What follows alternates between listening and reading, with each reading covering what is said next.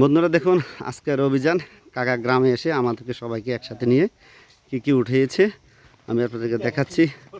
আজকে হলো কচুর শাক এবং কলার থুর এবং কুচিলা পাতা।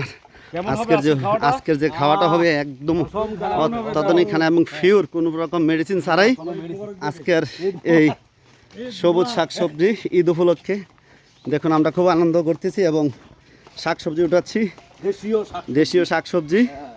খুব মজা, এরকম আসলে কখনো এরকম আনন্দ হয় না। এই বছর একটু বেশি আনন্দ করতেছি আমরা, খুব সুন্দর।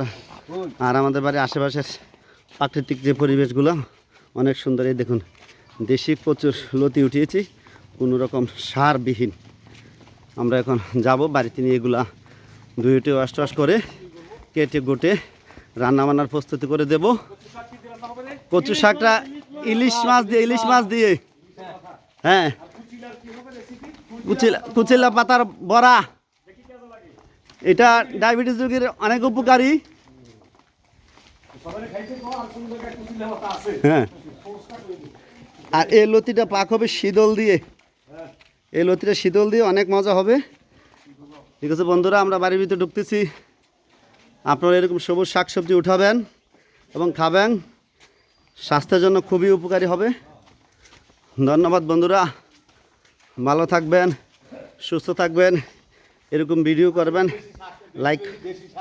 হ্যাঁ, বেশি দেশি শাকসবজি খাবেন।